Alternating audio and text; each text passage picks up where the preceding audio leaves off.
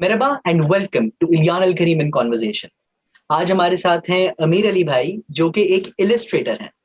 अब अमीर अली भाई, इलिस्ट्रेशन आज के टाइम में काफी पॉपुलर हुई है क्योंकि एनएफटीज का जमाना है, क्रिप्टो करेंसी का जमाना है। आप क्या ये बताएंगे कि एक इलिस्ट्रेटर इटसेल्फ क्या होता है? अच्छा, इलस्ट्रेटर जो है वो एक आर्टिस्ट ही है। बट वो शख्स जो कि चीज़ों को कॉन्सेप्चुलाइज करता है और जो चीज़ वो इमेजिन कर रहा होता है उन चीज़ों को जो है वो एक कैनवस के ऊपर या एक डिजिटल कैनवस के ऊपर उतार सकता है। अगर आपके दिमाग में दो कैरेक्टर्स हैं जो कि आसमान में लड़ रहे हैं, so that's an Illustrator who will illustrate it. Okay. And आप इलिस्ट्रेशंस को एनएफटीज में भी कन्वर्ट करते हैं और फिर उसे ब्लॉकचेन पे सेल करते हैं। और ये बहुत ही कंफ्यूजिंग अल्फाज हैं, NFT, hmm. Blockchain, crypto currency. तो क्या आप प्लीज ये बता सकते हैं कि एक एनएफटी सिंपल अल्फाजों में क्या होता है?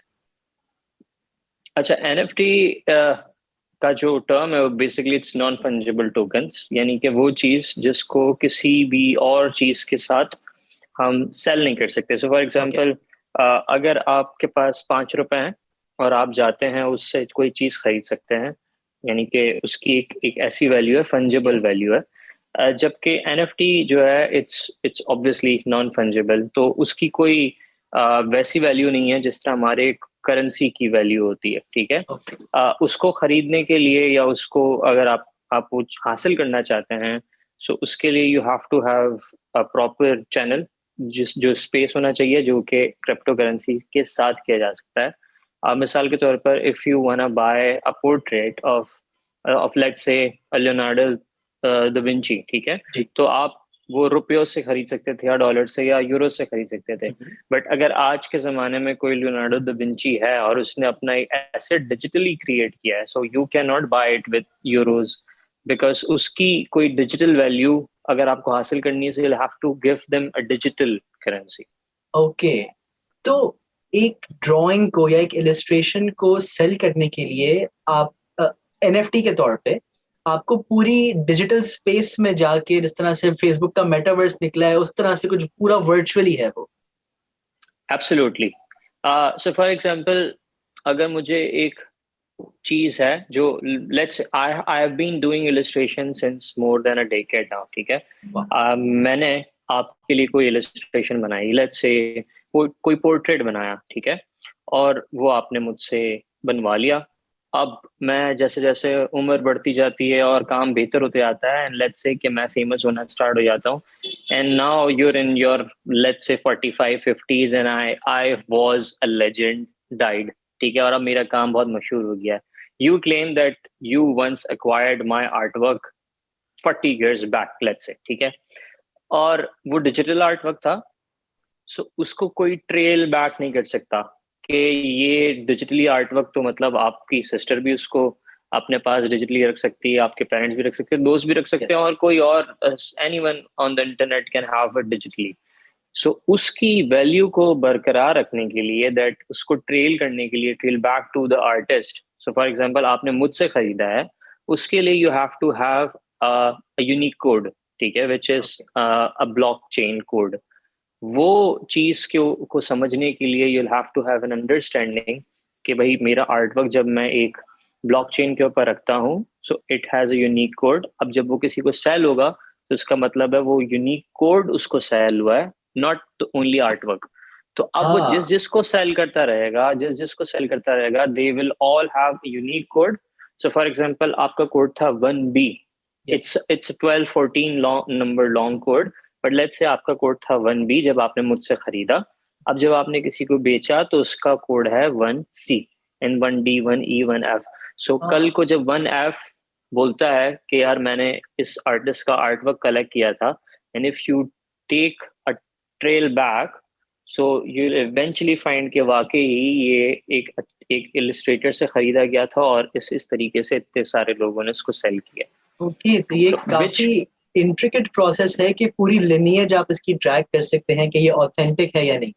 एग्जैक्टली exactly, बिल्कुल जिस तरीके से हम लियोनार्डो दा विंची की पेंटिंग को आज बड़े तरीकों से ढूंढ सकते हैं कि हाँ ये वाकई और ऑथेंटिक और ओरिजिनल है, डिजिटल आर्टवर्क के अंदर तो आपको ये पता करना बड़ा मुश्किल था, क्योंकि अगर आप एक स्मार्ट और आप एक ऐसे कॉम्पिटेंट शख्स हैं जो कि इन सारी चीज़ों को समझता है, if you literate about all the stuff, तो आप जेपैग के अंदर जाकर उसकी प्रॉपर्टीज को चेंज कर सकते हैं, and you can make it हाँ, लाइक हाँ मैंने डायरेक्टली इस बंदे से खरीदा था, but now you can not if it's on blockchain. Okay. And जब ये एनएफटीज का पूरा सिस्टम पॉपुलर हुआ, इतने सारे लोग इस मार्केट में आए, इसको पूरी सैचुरेट कर दी कि जो हम्म इस्टेब्लिश थे वो तो इस्टेब्लिश कुछ हद तक रहे, लेकिन जितने इतने सारे नए लोग आए हैं कि अब हम्म उसमें ब्रेकआउट करना बहुत मुश्किल है उस इंडस्ट्री में। हम्म तो हम्म ब्रेकआउट करने की कोई टिप्स या ट्रिक्स होती हैं, या सिर्फ is it just the art work that should stand out? नहीं, आई आई डोंट थिंक सो। बिल्कुल उसी तरह जैसे कि बाकी मार्केट्स के अंदर आपकी मार्केटिंग, आपकी सेल्स, आपके कनेक्शंस, किन किन लोगों को आप जानते हैं, किन किन लोगों के साथ उठते बैठते हैं, मैटर करता है। उसी तरह से आपके आपके एनएफटी मार्केट के अंदर भी ये सारी, so if you were like an NFT illustrator a couple of years back, so obviously you had this early adapter advantage, but now you don't have that. Yeah. अगर आपको अब मार्केट के अंदर if you want to bring up something, so वो लोग जो खरीदा करते थे वो सब चले गए। Now all those who staying in the market are वो लोग हैं जो कि प्रॉफिट कमाना चाहते हैं या उस चीज को आपसे खरीद के किसी और को सेल करना चाहते हैं। तो ऐसी मार्केट में जहाँ पर सारे मुनाफा खोर लोग हों, तो वहां पर नए लोगों के लिए ऑब्वियसली मुनाफा करना मुश्किल है। सॉरी। ओके। एंड अब क्योंकि इलिस्ट्रेशन एक बहुत ही डिजिटल डायरेक्शन में जा रहा है, तो क्या टेक्नोलॉजी की नो हाउ होना एक बहुत ही इंपॉर्टेंट और कोर एस्पेक्ट है to be an illustrator? Absolutely. मतलब ऑब्वियसली माय ओपिनियन, और आप हो सकता है बहुत सारे लोग इससे इत्तेफाक ना भी करें, लेकिन मुझे ऐसा लगता है कि आइदर यू अडॉप्ट और यू डाई। तो अगर आप नई चीज़ों को अडॉप्ट नहीं करेंगे, और आप जो है वो आज से 10 साल पहले वाले ही तरीकों से चलते रहेंगे, so you might not be able to, हाँ शायद कोई यूनिक बहुत पुराना कोई एक ऐसा बंदा निकल आए जो कि आज भी ट्रेडिशनल काम कर रहा है, but that would be some unique person जिसने Yes. कोई बहुत ही कोई खास स्किल के ऊपर काम किया होगा ट्रेडिशनली। वरना if you want to sustain the market, तो फिर आपको जाहिर सी बात है कोई डिजिटल टर्म्स को और ये सारी चीजों को समझना बहुत लाजमी है। ठीक है। एंड आप क्या प्रेफर करते हैं, लाइक नॉर्मल इलिस्ट्रेशंस जो पेन एंड पेपर या पेंसिल एंड पेपर के ऊपर होती हैं, या अब जो डिजिटल है कि आईपैड प्रोज पे लोग बना रहे होते हैं, which one do you prefer?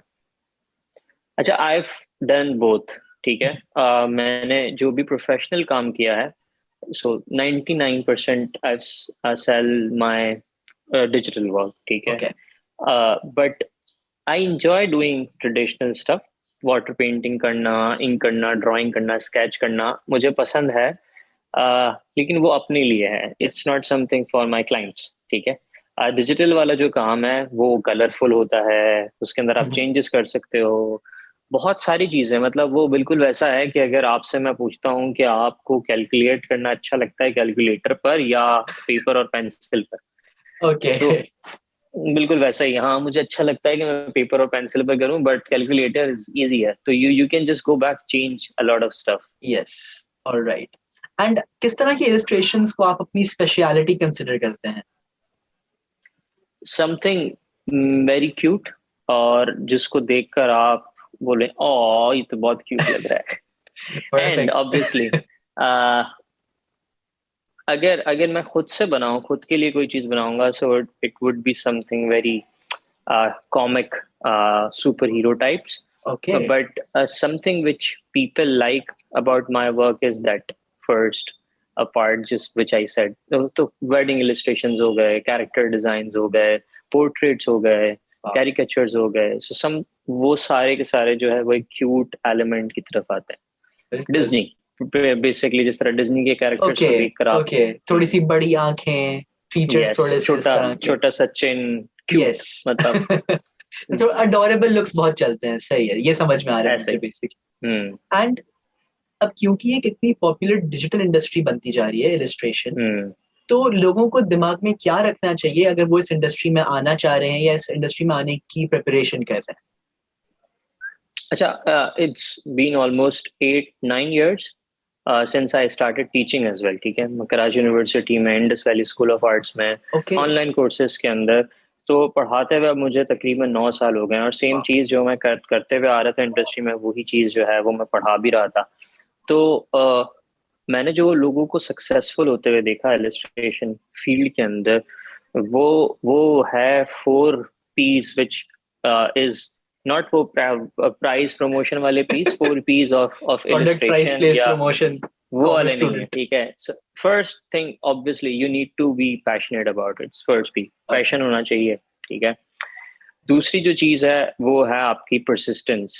सो अगर आप किसी चीज को पैशनेटली परसू कर रहे हो एंड इफ यू परसिस्टेंट, 10 सालों से आपका वही पैशन है। And third is practice, and you practising it, like मतलब मुझे म्यूजिक बहुत पसंद है 10 सालों से, लेकिन मैं उसको प्रैक्टिस नहीं कर रहा हूँ, Yes. तो मैं वो चीज में आगे नहीं बढ़ सकता हूँ।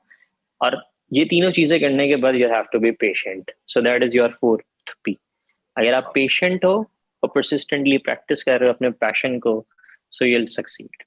और ये मुझे बहुत ही रिहर्स टीचिंग वो लग रहा है स्टेटमेंट, जो आप हर साल जो है अपने स्टूडेंट्स को बताते हैं पहली क्लास में, बट इट्स वेरी इंसाइटफुल और काफी इससे समझ, ये एक्चुअली हर चीज पे अप्लाई हो सकता है, ये सिर्फ इलस्ट्रेशन के ऊपर नहीं है। तो I this think is everything which is related to art, या आप जहाँ पे आप फिजिकली इन्वॉल्व हो passionately, it can be sales, it can be marketing, बिल्कुल इट कैन बी आपको पत्थर उठाकर फेंकना पसंद है, कुछ 10 साल तक करते रहोगे तो कुछ ना कुछ यूनिक हो ही जाएगा। बिल्कुल। एंड आई थिंक इस पॉइंट पे एंड करना is very fitting, so thank you very much Amir Ali भाई, pleasure talking to you, welcome, and on that note this is Ilyan Al Karim likewise. signing off.